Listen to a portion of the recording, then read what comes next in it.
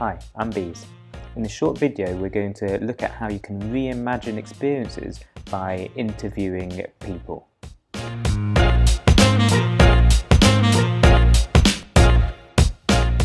Here's a story about an industrial designer called Doug Dietz. Doug Dietz designs MR scanners for GE Healthcare. These are those big diagnostic machines that you see within hospitals. So he'd gone to hospitals to see it in place, and when he was walking down the corridor back to his car, he saw a father and a young daughter walking towards him, and the daughter was in floods of tears. As he got closer, he could hear the conversation, and the father was saying, "Be strong, we've spoken about this, you can get through this experience." When he got back to his office, he decided to do a bit of research to see what the impact of his machines were on those young people. And he discovered that for that specific speciality, over 80% of pediatric patients had to be sedated to go through the diagnostic MR scan. So he wondered, how could he really go about understanding what those young users were going through and also what sort of experience they'd really like. So he went to places that those young people hang out. So he observed children at play in nurseries and at schools, and went to pediatric wards in hospitals and spoke to parents, and I think he spent some time with a museum curator at a children's museum. And from all of this he discovered that if you give children 2 chairs and a blanket, they'll turn that into a fort. He understood the power of story to children. He used this to improve the MR scanner. He got some big stickers and stuck them on the side of the scanner, and he wrote a little script for the technicians. So he turned those scanners into spaceships and pirate ships. And the next time those young people went through the scans, he said, "Listen out for the boom, boom, boom of the thrusters as the spaceship takes off."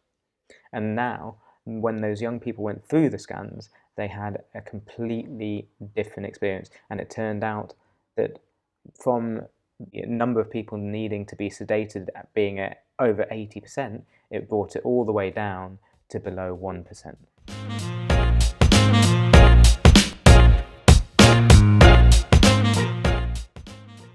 What can you learn from speaking to users? Even if you're researching an area that you know intimately because it already affects you and has an impact on you, it can still be really helpful to get out there and speak to other people and understand the experiences that they have of the same area. So my challenge to you is to go out there and speak to at least 5 people about the project that you're going to be working on.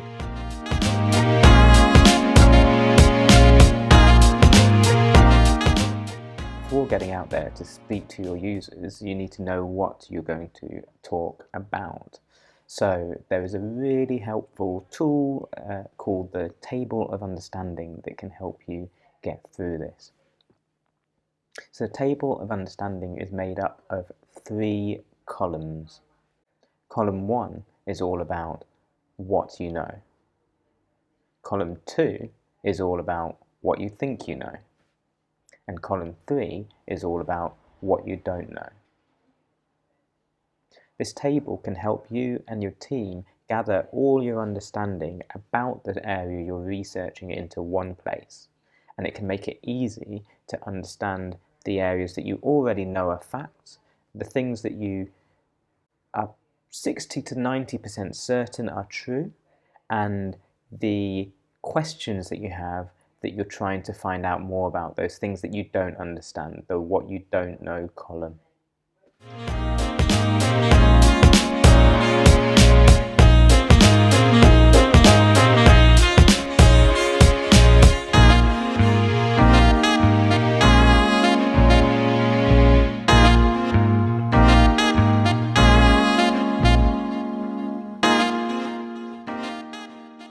Once you've constructed your table, you find all the points on the table that are really important to understand about this area. The next thing you do is you look for all the blockers, the things that are preventing this area or problem or challenge from being solved, and you circle those. And finally, you look for the items on this table that you're already working on that are in progress, and you put a little marker on there to let everyone know in your team that someone is researching this area. Now, when deciding what to work on, you look at this table and you look for the most important blocker that is causing the problem, and you use that as the challenge area to go and conduct your interviews around.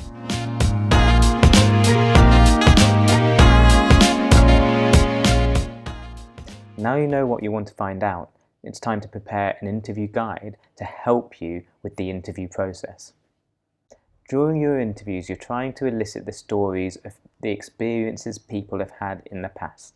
So we're looking for experiences over asking speculative questions that elicit opinion. Speculative questions often begin with, would you like it if X? We're looking instead to try and discover the experiences people have had in the past. This is because often what people say is not what they do in practice.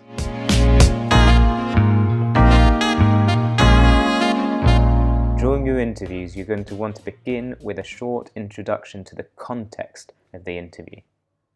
Then you'll follow up with an easy to answer question that relates to the context of the interview, but that someone can find the answer very quickly. Following that, you'll get to the meat of the interview.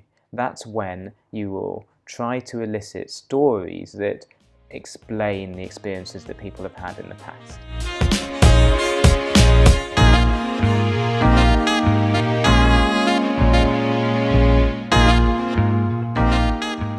Let's have a look at an example. Let's imagine you're designing a service for visually impaired people to navigate to new locations without requiring assistance. You might have an idea of what would work, but you'll put that to a side. Instead, you'll conduct some interviews with some visually impaired commuters without referring to the idea you have as a solution.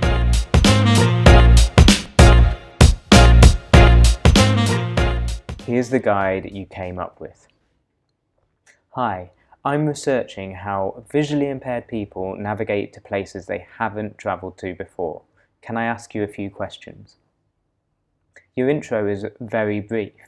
It just relates to the context of the interview, but gives no information about a potential solution that you might have. Follow up with the easy to answer question. Where was the last unusual place you travelled to on public transport? That question is easy enough for them to answer, but also puts them in the frame of mind they were in when they last travelled to that location. Finally, follow up with a question that helps them walk you through the experience they had. Can you walk me through how you planned this journey? This example was inspired by Wayfinder, whose mission it is to empower vision-impaired people to travel independently through inclusive and accessible audio navigation. Now write your own guide. Remember, number 1, give a brief introduction to the context of your interview. Number 2, follow up with an easy to answer question. And number 3, finally, delve deep into the experiences people have had.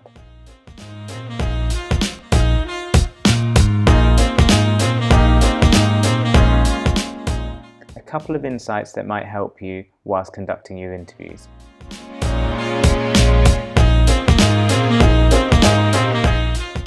Try to listen more than you speak.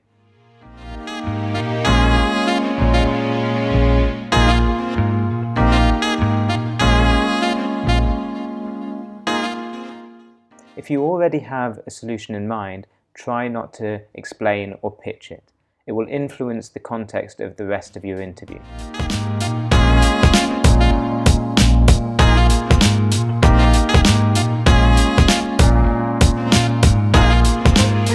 Give your interviewee plenty of space to answer your questions. There's a tendency to fill in the gaps in conversation and help the interviewee out. Avoid this. Allow those spaces to be uncomfortable. Eventually, the interviewee will fill it.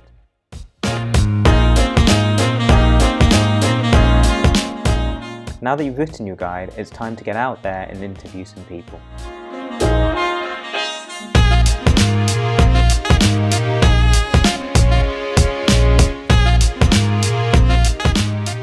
After you've done your interviews, it's time to interpret the words that people have said. There's a quote that is often attributed to Henry Ford. If I had asked people what they wanted, they would have said, faster horses. If you were interviewing jockeys and they asked for faster horses, they would mean faster horses. If you were speaking to commuters and they said faster horses, they probably didn't mean faster horses. They probably meant that the horse was too slow a means of transport. When thinking about solutions to the problem, interpreting the meaning rather than the actual words is much more helpful in terms of innovation.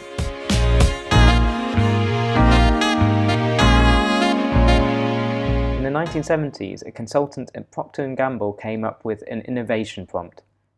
He simply began questions with, "How might we?" This same technique has since been used at IDEO, Facebook, Google, at places where innovation is core to their progress. So let's take the faster horses example. For commuters, what they were really saying was, how might we travel from A to B faster? When reviewing your user interviews, have a look for those opportunities and frame them in the form of how might we questions.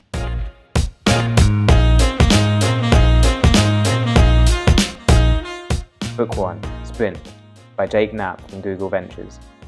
This book has spurred on innovation at hundreds of companies and can help you go from idea to potential solution in just 5 days.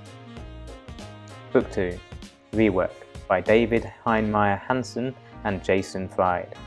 It's written by the founders of 37 Signals, now Basecamp, who created the email provider Hey, and were also the brains behind the web framework Ruby on Rails. It's full of unmissable insights that will change the way you work.